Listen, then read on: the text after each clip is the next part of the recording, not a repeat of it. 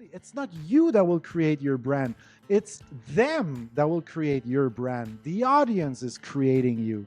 You can come up with your core value. You can expose them. You can repeat your message over and over and over. Great. But the brand is created by the crowd, not by the company. Constructing your life is about much more than just building a bank account. Each week, join mindset coach Austin Linney as he interviews guests who are constructing their dream lives and impacting the world around them on a daily basis. If you're an entrepreneur or wanting to start a business, or you just want to hear motivating stories of how others have overcome the odds, you are in the right place. And now for your host, Austin Linney. Guys, welcome back to Construct Your Life. Mark is laughing because absolutely. Because I can go, I'm 9 miles over here and I bring it right back. We're going to start a podcast episode. Hey, the guy literally, wait, Austin, we need to explain something to the audience. You literally press record in the middle of a sentence. It's okay. I'm ready. I don't mind. But you said, all right, so that guy, boom, 5, 4, 3, 2, 1, recording. All right. So, Austin, what do we talk about today? So what we're going to talk today about is dude, the difference. This is a tricky one. This is a tricky one. What is the it? The difference between marketing and branding, and are they the same thing? And I have even a sub conversation for this. Wow. There are talk out there that even its own marketing department at a certain scale should have 2 marketing departments within one. Okay.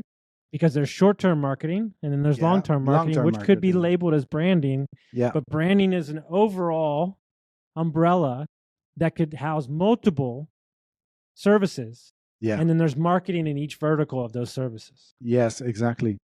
Okay, so branding, that's a curveball for sure, but I'm gonna try to pull it off. Austin, I can keep going. Warn me before. So no, I get ready. Take a couple minutes. Take a couple minutes. Look, no need. Listen, there's no straight answer to this, Austin. It doesn't exist. All right, there's no black on. I wish there was a black on white answer, and I wish that branding and marketing were not overlapping each other. I wish it was so crystal clear, but it's not, and it's getting even less clear as we move into modern marketing, right? Mm-hmm. How about we take it simple for the audience? All right. How about we just talk about branding for now? Okay. Perfect. Let's try to agree together on what branding is. Right. Okay. I always say that branding is more of a gut feeling, right? It's more of a gut feeling that you have towards, a product or a person or whatever. The branding it includes the missions, the core value, what the company stands for, But basically, branding is a gut feeling. Nike, just do it.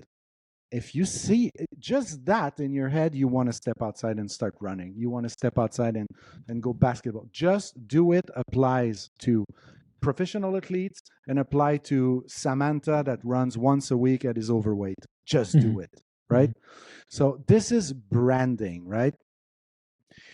What marketing does is it's gonna take that unique identity, right? And it's gonna with different tools or channels or strategies, it's gonna promote those core values. All right. So if at the base you haven't done the branding work, you're screwed. And believe me, I'm into project that I don't even know why I'm in the project, because the initial branding work have not been done. It's just not done, and we're conducting marketing campaign on something that has no foundation, right? That to me is also the biggest difference between marketing and advertisement, for example, right? We're gonna take an example. For example, like I'm a podcast producer, right? Sometimes I feel ashamed of it, sometimes no, but I don't take care of my own marketing. I'm so freaking sorry. Yeah. You know why? Because I don't need to yell that I'm a good podcast producer. I don't need to have an Instagram account full of 5 tips to be a better podcaster. What you didn't think, I don't need that. Because people naturally come to me and say, hey man, I've heard you're a podcast producer. People know. It's word of mouth. I grow through my client. I don't need, it's better to do it, of course, but I don't need to invest a ton of time and energy in my own marketing because the word is spreading around. And people reach out to me and say, I've heard you're a podcast producer, rather than me yelling at them, I'm a podcast producer, hire me, hire me, hire me. It's the opposite.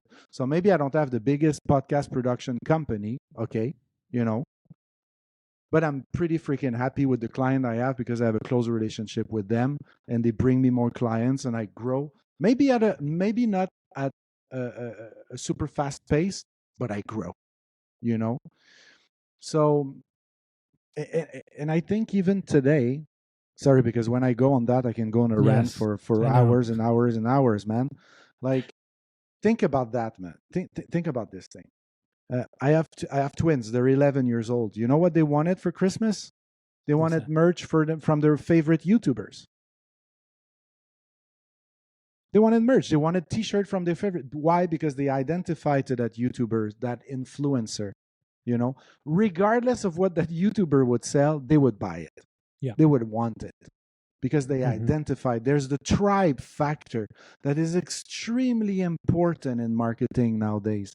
The tribe, to feel that you are part of the Construct Your Life project. You are part of Austin Linney's life. That's a big difference because I'm selling myself.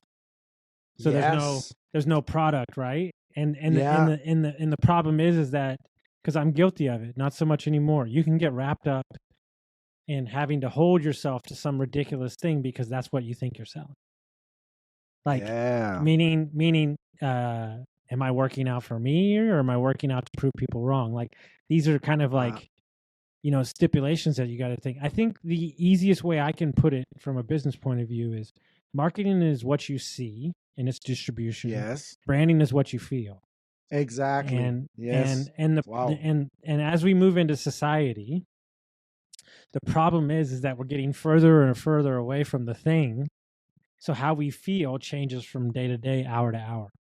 Right? Yes. And we've never created a society more comfortable with speaking their mind behind closed doors. So you're going to judge my entire, this is real life. I'm talking about me. You're going to judge my entire life, my 41 years, my podcast, everything I believe in off of a 30-second clip. You're going to send, you're a fucking piece of shit. And I'm saying this because it happens all the time on YouTube. You're a piece of shit. You suck. You don't know anything about me. And 41 years of my life is summed up to a 30-second clip, right? But I don't let it concern me because I've got used to it. But there are people that it really messes with them. And they can't really handle the comments. They don't like, and then there's certain people that use it as fuel. That's where I think you have to be careful because if you build a brand long enough, those things won't affect you because you know what you stand for. Oh, for sure. For sure. And this is so powerful. I did an exercise with Dennis Morolda, the host of the Building Men podcast. He invited me in a speaking event online. And I did an exercise with the people in the event. And I said, okay, like now you're going to take a piece of paper, all right? And you're going to imagine what the Apple hotel would look like. You know, if they had an hotel, a resort somewhere, where would it be? What would be the material they use? You know, what would they use? Wood? Would they use like recycled material? Or they would go like white concrete, stainless. You know, if I say white concrete, stainless, then you start thinking Mac, right? Would there be door handles? Probably not. Would there be buttons? No. No, everything will be extremely instinctive, right? Probably that when you walk in the bathroom, probably the faucet would start like right when you arrive to put your hand to wash your hand. Everything will be very instinctive. So I asked the people to do that, to write it on a paper, and I'm telling you, everybody comes up with the same response to a few details, you know, maybe a few details here and there, but most of the people come up with the same answer. Then I say, take Coldwell Bankers. Coldwell Bankers. Imagine the hotel of Coldwell Bankers. Well, good luck. I can't. I don't Motel know. 6. Yeah. I don't Motel 6 maybe. It could be a Hilton, but it could be like cheap, it could be luxurious. I don't know. I just don't know because they don't have a brand. Apple as a brand, so it triggers our feeling, and we start imagining what Apple could provide us if they had to create a hotel. But Coldwell Bankers, they have a logo and they do marketing. They don't have a brand necessarily. Well, You I gotta know? tell you the greatest story. So I waited tables. So there's a company called Deep Eddy Vodka. Okay. Okay. So you had Tito's, which Tito's came out. Everybody knows what Tito's is. That does like billions. I mean, it's in New York. This vodka started in Austin, but it's in New York. So a couple years after that, I waited on number 9, 13, and 15 of Deep Eddy.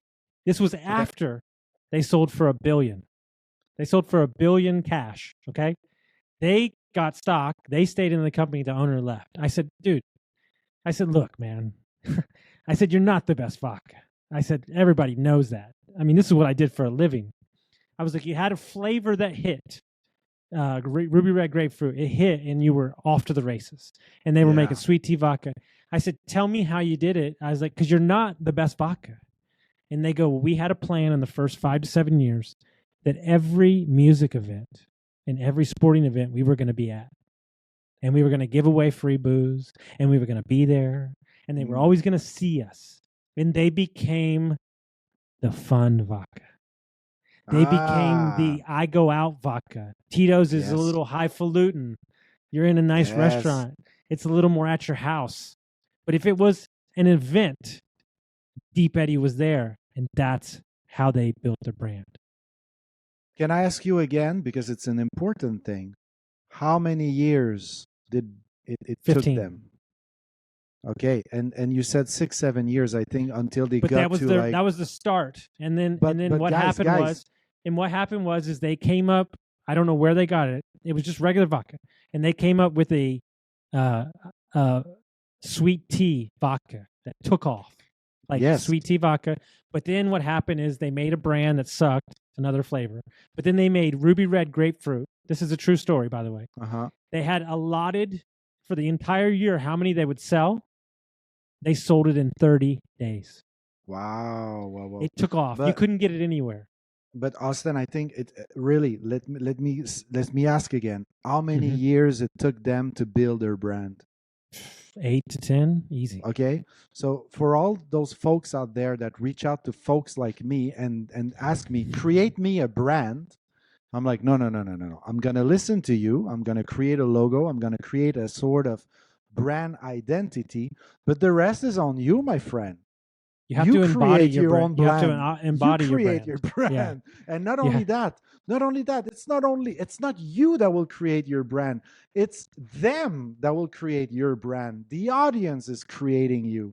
You can come up with your core value. You can expose them. You can repeat your message over and over and over. Great. But the brand is created by the crowd, not by the company.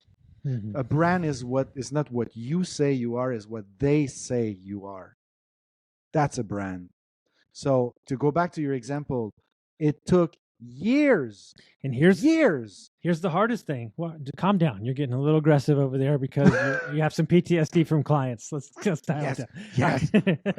So, but here's how you take it to the next level. This is where it gets dicey. How? You can reinvent the brand inside the existing brand. That's where it gets. Meaning you change, you grow, refresh, right? We know that's what we've been doing with me. But when I came to you and said, this is where I want to go, I didn't say, hey, I want to go there next week. I said, can we be there in 3 years? Yeah. No, absolutely.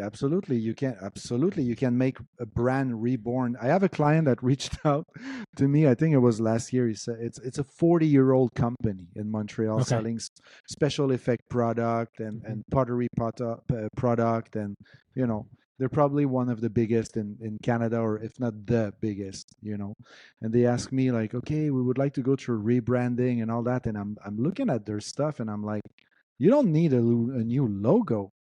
You just need to tell me like what you stand for, who are you, why are you, and all that. In 40 years, they never, ever, ever had that discussion.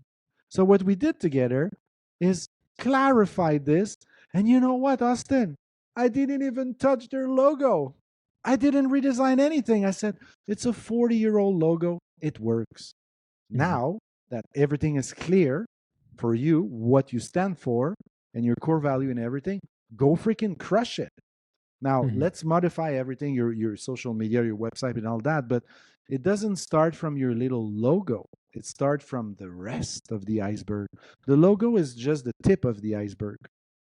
The rest is what supports the logo. And we have a guy that is in business, one of our business partners in the brokerage, and we came up with his name and we got the logo, and he's like, I don't care. He's like, I don't care. He's like, I do deals, and he's like, everybody knows me, and he's like, whatever fucking name you want me to wear on my shirt or talk about, let me know when it's time, but I'm good. And like, I just love that, like, old school, like, I do deals. Yeah, and it's our job to put him under something that gives him the element to make all of that he wants, right? For his needs, his wants, his charities that he likes to give back to, right? And here I am trying to learn from him, and what I need out of the business is so different. So what I'm saying is there could be a brand and an idea and a vision around a business, and everybody needs something different from that.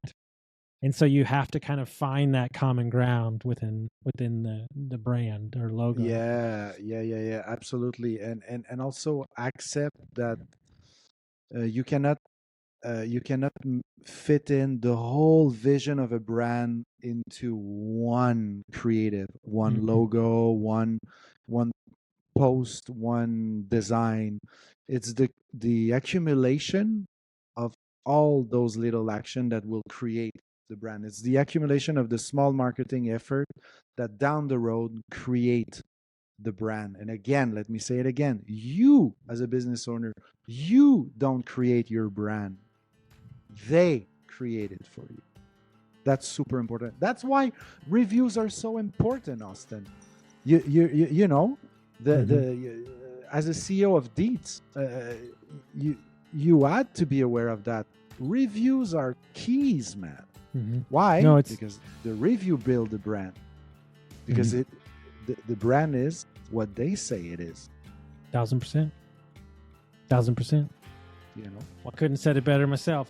Guys, send us out to a friend, share it, rate us and review us, and we'll see you next time. Guys, let me take a minute to tell you about my buddies over at Lead Hub, Ben and Aaron, the best humans I know. Not only are they amazing at marketing for trade companies, but Ben started his HVAC company in his garage, sold it for multi-million dollars. So when this guy talks, I listen. When we took over Deets Mechanical, we had 22 reviews in 22 years. In 7 short months, we went from 22 reviews to 107. We went from a 4.2 to a 4.7. We tripled our Facebook presence and we tripled our calls. If you're an HVAC, plumbing, electric, landscaping company, and you're looking for a no BS approach to marketing, you're looking for people who have done it before, you got to go to leadhub.net